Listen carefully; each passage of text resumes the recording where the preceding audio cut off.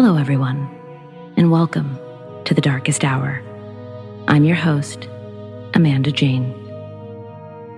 Have you ever found yourself in the middle of something you didn't want to be a part of?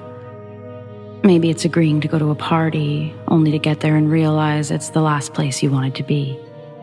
Or maybe it's just a bad plan, for which who could blame you for not wanting to be a part of it? Oftentimes, our minds can strategically navigate our way out of these situations, especially in this day and age with technology at our fingertips. You can practically escape to anywhere at any time, should you choose. Of course, that's if you have somewhere to go, and that you're of age to make those choices. So what happens when the place you're trying to escape is your home, and you're all of 10 years old? I think the invention of hiding under the covers must have stemmed from experiences like these. The idea that if we simply cover ourselves, our eyes, then it's not real.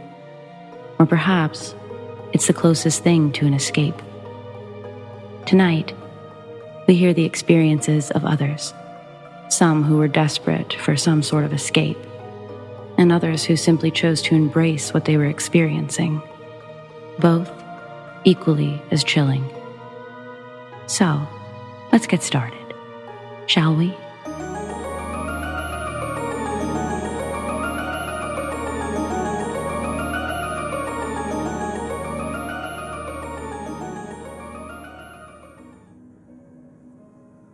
I didn't really believe in ghosts until I started working in an old building.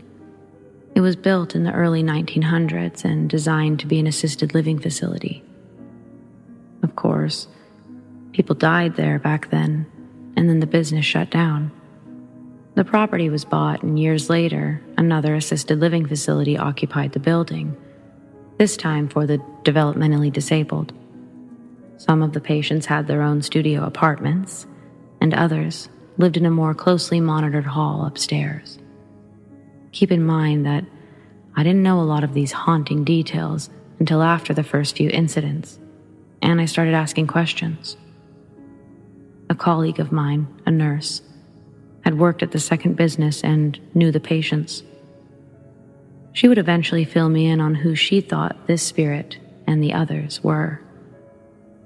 After the second business closed, the building was redone, and my workplace came to occupy the building.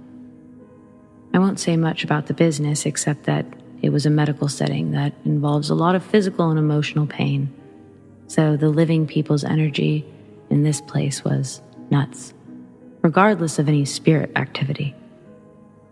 Most of my time was spent in the basement. When walking down the stairs to the basement, there's a little nook with a door that leads to the back side of the building. There's also an apartment that somebody had lived in previously and was now empty and locked. My bosses don't even have the key to it. The owner has the only copy.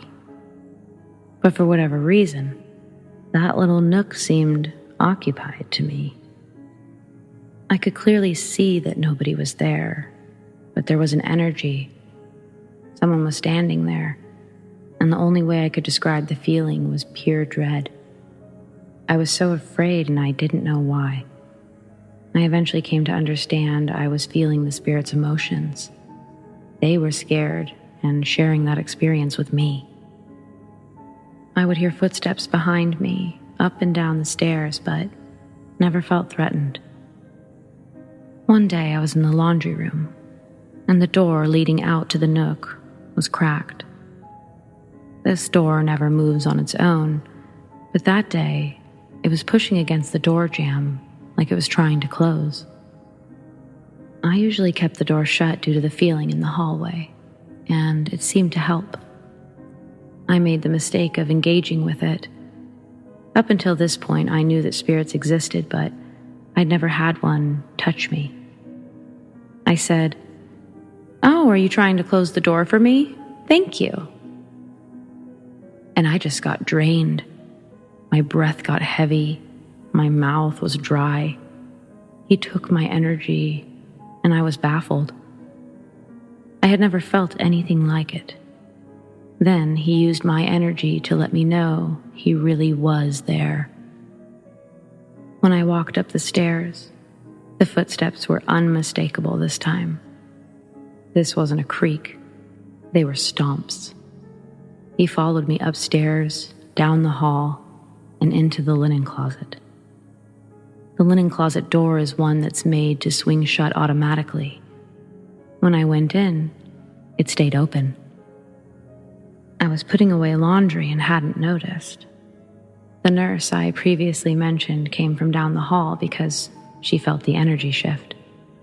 She stood in the doorway looking at me, so puzzled. "You just hanging out in the closet?" she asked. "Yeah, my friend's holding the door for me." "I can see that." It was one of the weirdest moments I've ever had with a coworker at this job. We were both at a loss for words.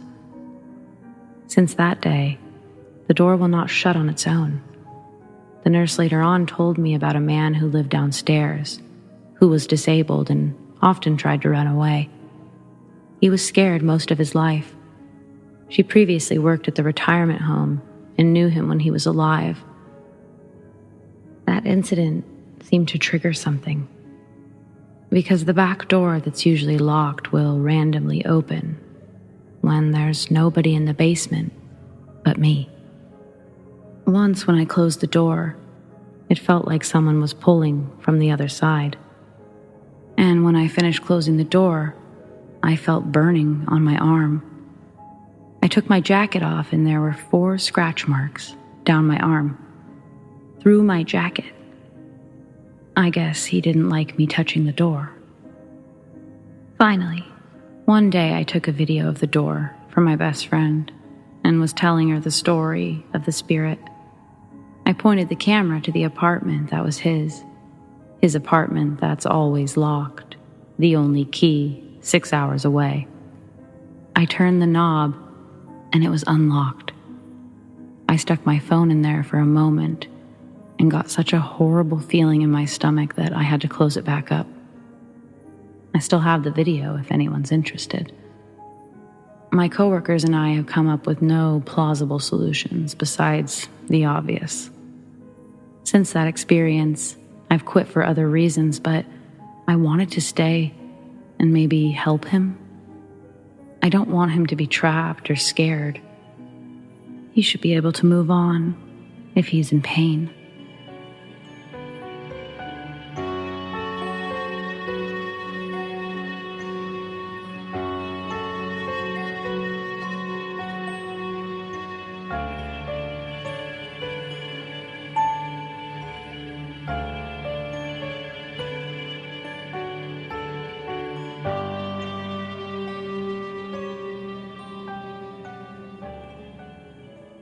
When I was younger, I was terribly afraid of myself. Not exactly how it sounds, but bear with me. This was the early 2000s, and I was having a truly great time in the 3rd grade. I do remember that. I loved my class, my teacher, my new tire swing. But then 3rd grade morphed into a not-so-great time. Mainly for my mom. She got laid off from her job at Ford Motors, which meant that we had to move from our house to a duplex on the other side of town. I have a vivid memory of my mom chopping carrots in the kitchen, telling me that I couldn't complain, that I ought to be grateful we were going to get to have a roof over our heads at all at a time like this. "I better be grateful," she'd said, again, as she turned around to look at me. I was grateful, that is. I never did complain, so I think she was the one feeling insecure about it. I do recall the last time I stood outside the old house. I was pretty sad, looking at the tire swing. My mom telling me the day before that I had to leave it, that there was nowhere to put it across town. But I told her I was excited, and I just kept up a good kid attitude about it, best I could. The owner of the building lived on the other side of the duplex from us. She was the mother of a former coworker of my mom's. A small, elderly woman with 4 very small dogs. I liked those dogs because they weren't yippy like most small dogs. They all seemed just about as old and as quiet as the woman herself. I only ever saw her early in the morning when I would get the school bus. She would sit out front with all her dogs, smoking a million cigarettes. Just enjoying the quiet, I suppose. Over time, she did come outside a bit more. I think she liked me, and so did her dogs. Sometimes I would just sit out there with her, in quiet, pet the dogs, do some homework. And then it was like right when I decided that third grade still had a chance of rocking. That's when things got scary. The first time it happened, I told myself that it was a dream, just to get through the night and the following day. I'd woken up to use the bathroom one night, and when I went to turn around to dry my hands, I swear I saw my reflection disappear, like it darted away. But to where? Quickly turning around, I saw my reflection, almost what I wanted, except my face was blank, no features. I mean, no eyes, no mouth, nothing. I rapidly rubbed my eyes, and I opened the bathroom door. Now I found myself looking back into the mirror with half of my body out of the bathroom. Everything was normal looking, but it definitely didn't feel normal. I was so scared I didn't even bother turning off the light to the bathroom. That's when I told myself it was a dream, or a dreamlike state. I just needed to go back to bed and wake up in the daytime. Everything would be normal in the morning. One of the first things I heard in the morning was my mom telling me it was time for school. Perfect. That was normal. As I ate my cereal, she came into the kitchen telling me to remember to turn off the bathroom light when I'm finished. She was saying that it must have been on all night since she had to turn it off this morning. She was going on and on about how it wastes energy and we need to be conserving it. But I just kept thinking about the light, just realizing that that part wasn't a dream, but the rest probably was.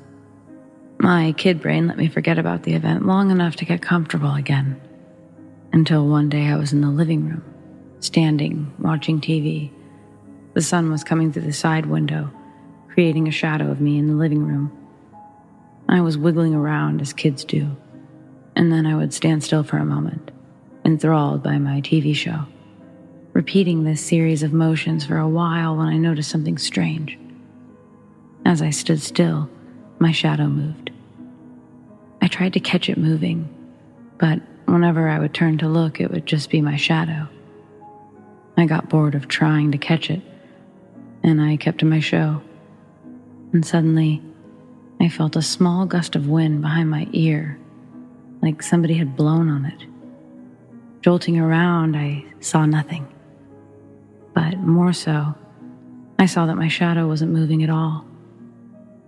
I turned every which way, but it just stood still.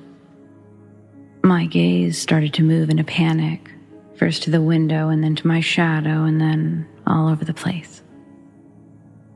I then became fixated on my shadow. I started to move my arms around like a bird to see if the shadow mimicked that motion, but it didn't. I remember running directly up the stairs to try and tell my mom, but she was in the shower, hollering for me to wait for her to get out because she can't hear anything I'm saying.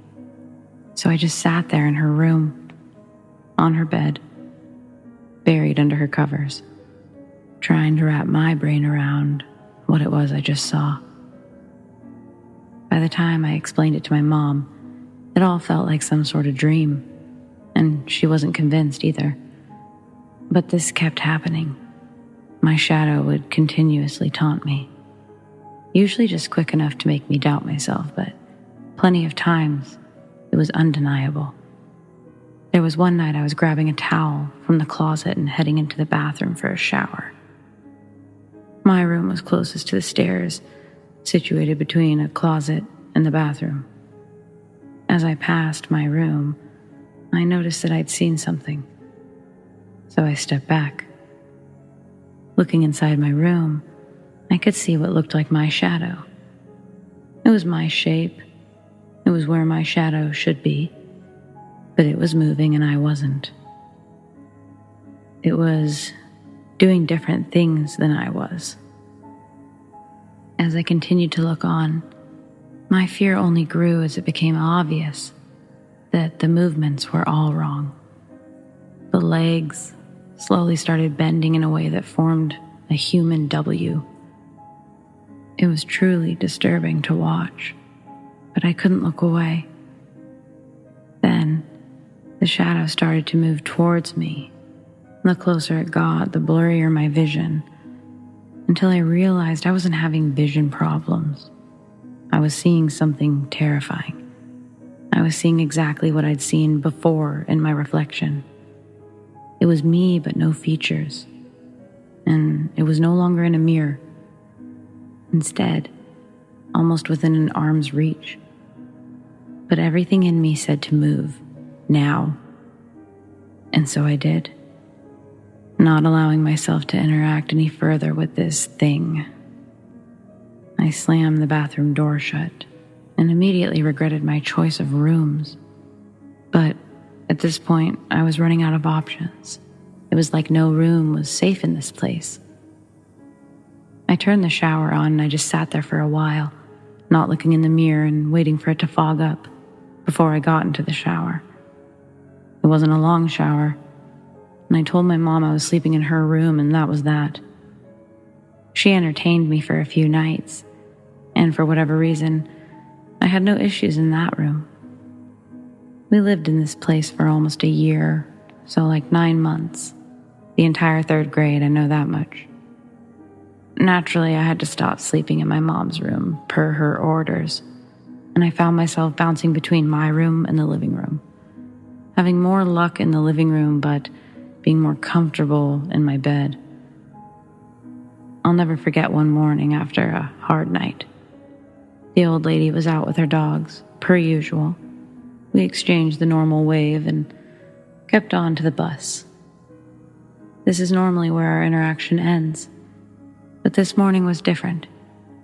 She called out to me, "Keep it up." I asked her what she meant. I think what I actually said was, "Huh?" And then she told me that I know how to be strong and to keep standing my ground. Then she gave me an affirming look. Before I could respond to any of that, she told me that it would all be okay and just keep doing what you're doing. On a normal day, I may have written these comments off, but it was just the night before that I'd chosen to sleep in my room despite being terrified. I felt someone was in the room with me, and the shadows in my room were off. I could tell that one corner was darker than it normally was. Where some light should be, it was absent. I knew the presence and the shadow were the same thing. I could just feel, and even more so, I could hear something. Almost like a dog panting in the corner. It was an obvious sound, but it was also dark. I don't know what it was about that night, but instead of crippling myself with fear, I'd sat up and said very abruptly, "Leave me alone. This is my room, and I don't feel like sharing it tonight. Leave me alone." I didn't yell, but it was the most stern I'd ever been at that age. And afterwards, I slept like a baby.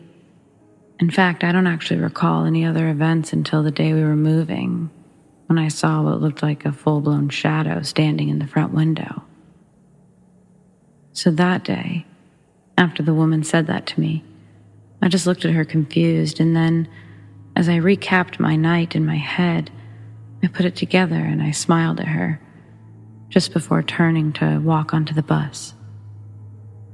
In a cooler world, I had more conversations with that lady and got more information. It seems crazy now, but I never explored the idea of asking her some of my questions. Like, what was I defending myself from exactly? Or how did she know when I was experiencing something? We moved later that year, and so I wouldn't end up making my way back over there for any reason. But yeah, as an adult, I think it's too bad that I never went down that route. I should have unloaded so many questions because something tells me that she had some answers. What about you? Do you have any answers?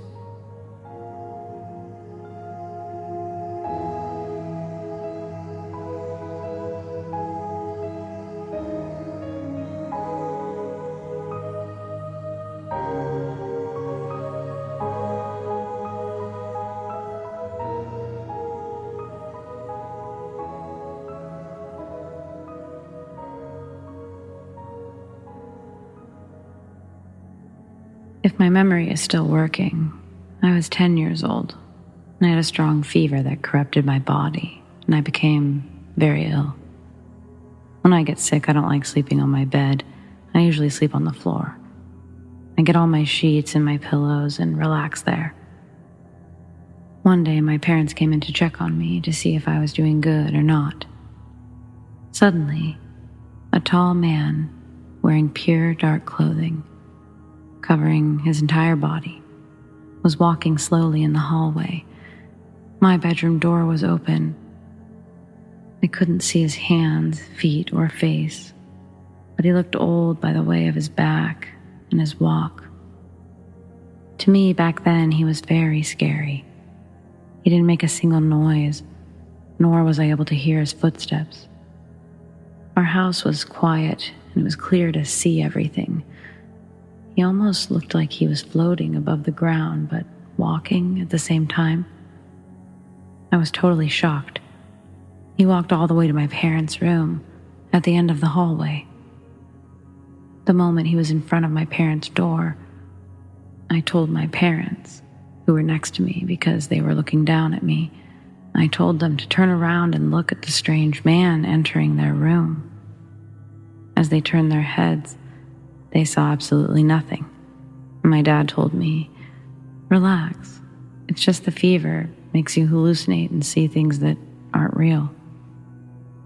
I was like, "Okay, yeah, you're right, Daddy. I'm just seeing things." As time passed, I almost forgot about that weird incident and didn't really care about it at all. But there was still a part of me that believes in that shit that I saw when I was young. When I turned 17, my brother and I had a bit of a chit-chat. He was 12. He told me, "Yo, you want to hear about some creepy dream that I had the other night?" I was like, "Sure, tell me everything."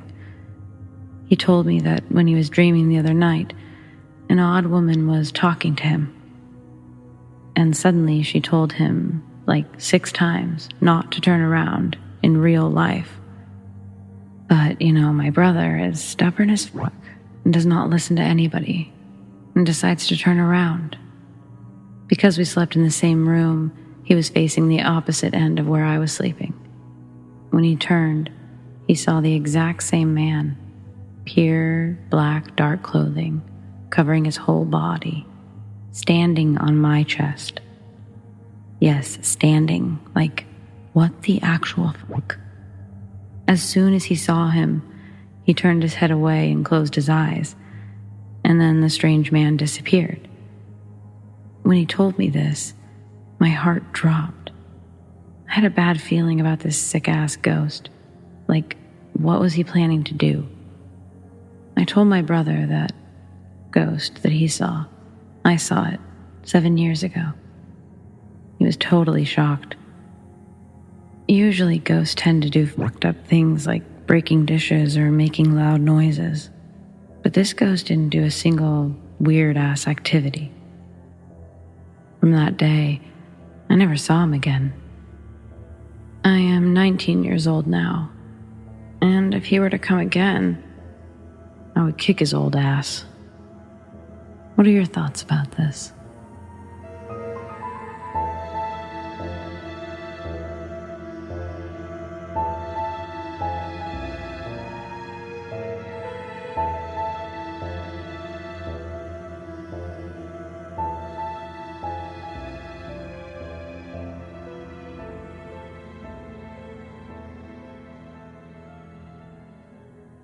If you've ever heard of the smiley face killings, then you're partially acquainted with my hometown, and likely other small towns as well. And if you're someone who believes it's a myth, well then, you have some research to do. The murders themselves, those aren't myths. You can find those with a simple Google search. It's the smiley face part, the part where they're all connected somehow. That's the part that's been given the myth title. A dangerous title, if you ask me. The authorities, despite a few detectives here and there, have been hesitant to connect these killings, mainly because they span several states and can usually be ruled out as an accidental drowning. But I guess until you have some personal stake in the whole thing, not connecting these killings can be easier than trying to capture the persons responsible. Insert my cousin's case, 2005. He was just 22 years old when he went missing at a bonfire party just near his house in Casanova, Michigan. I was 21 at the time and probably would have been at the same bonfire if I wasn't still making my way home from Minnesota.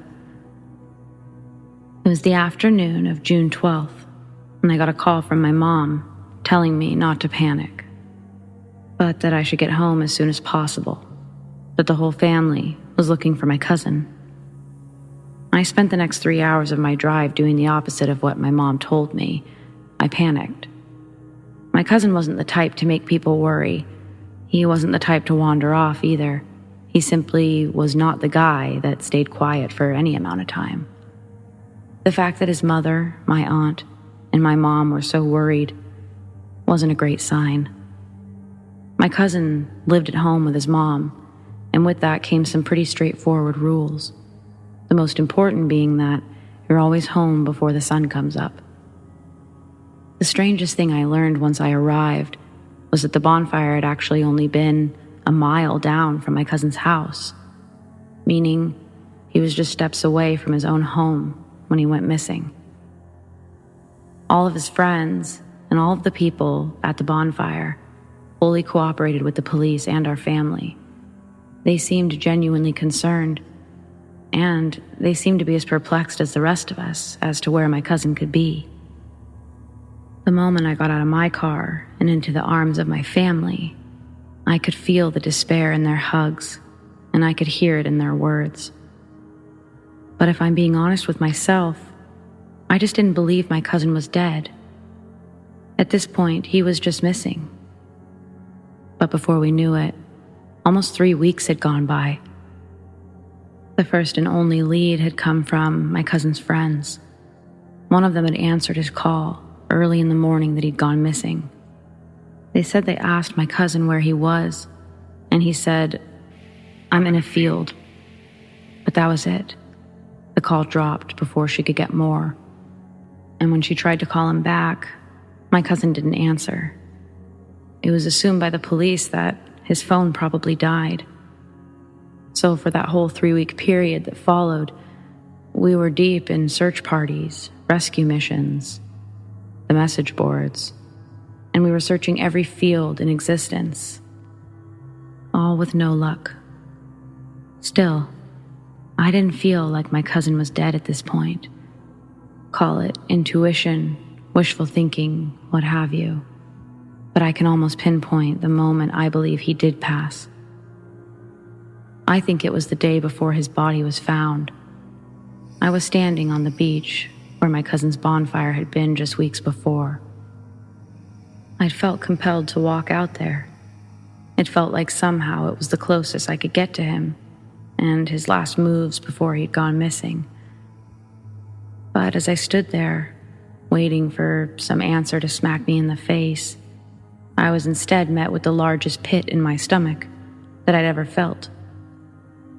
I'd experienced this pit again 3 years later when one of my best friends would pass, but my cousin was the first.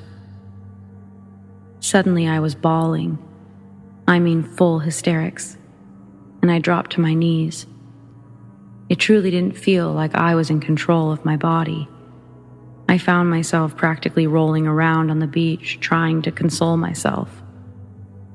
Eventually, I started to feel the heaviness lift, and it truly felt like someone had placed a warm blanket over me. It was my cousin. I didn't see him or anything, but I felt him, like he was right there with me, comforting me. I remember saying out loud, "You can't be dead. You just can't be dead." But instead of getting a response, the warmth just continued. Finally, I sat up and talked to him for a while. I just told him how sad everyone was going to be, how loved he was. I told him that our family would always take care of his mom.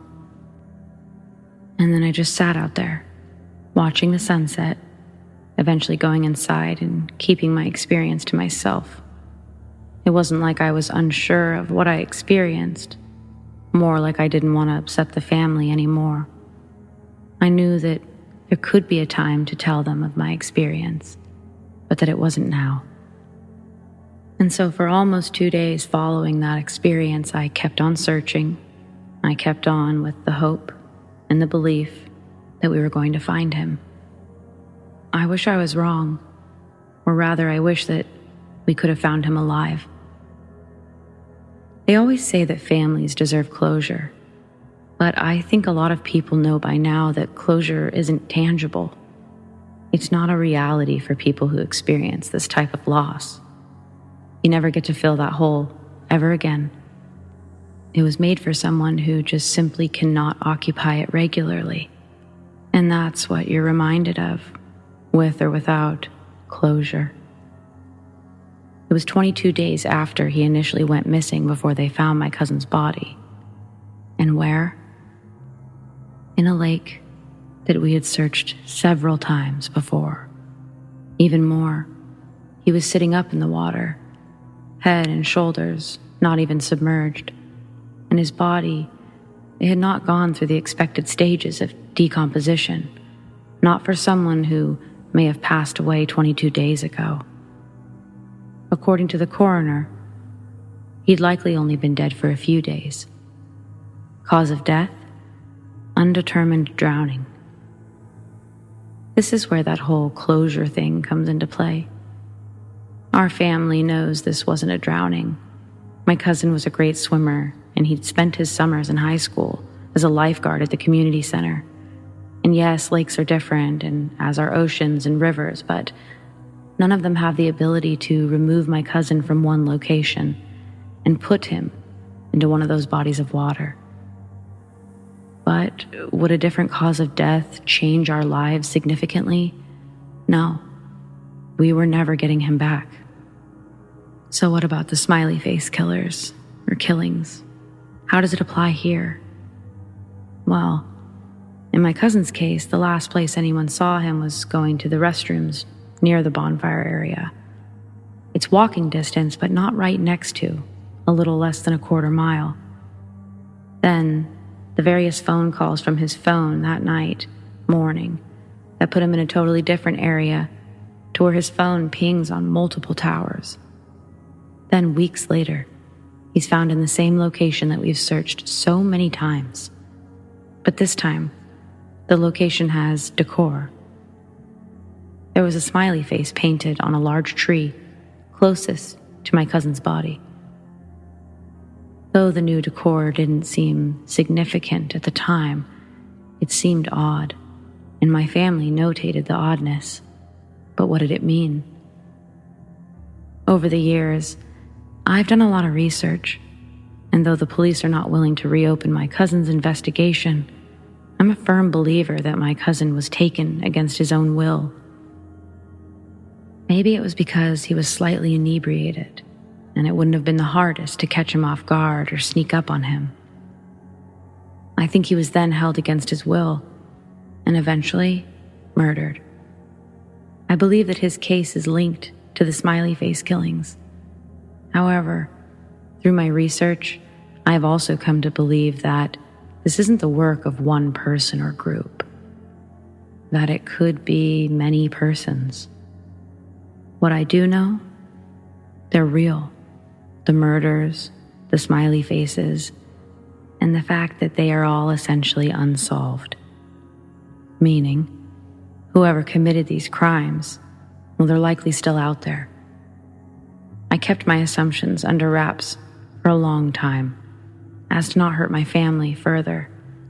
But that all changed in 2015.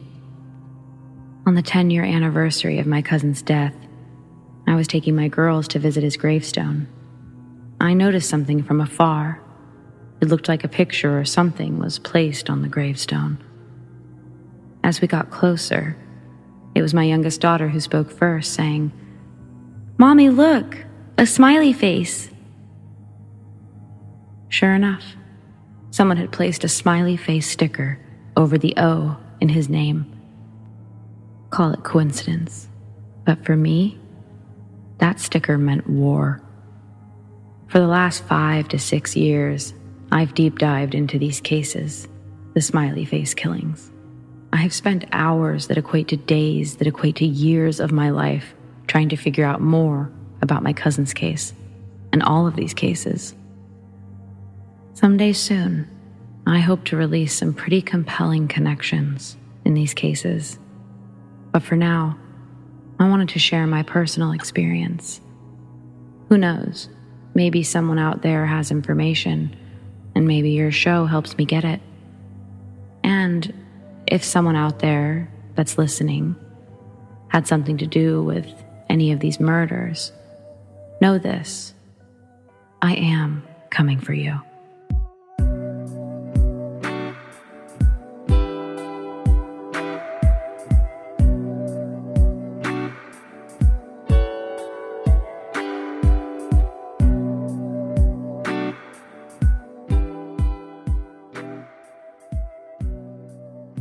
Well, friends, we've reached the end of The Darkest Hour, but I want to thank you so much for tuning in, and thank you to everyone for sharing your stories. Do you have stories like these? I'd love to share them. Send them to me, amandadarkesthour@gmail.com. And if you like The Darkest Hour and you never want it to end, be sure to hit that subscribe button and tell all your friends. You can also join us on our subreddit, The Darkest Hour YT. Stay spooky.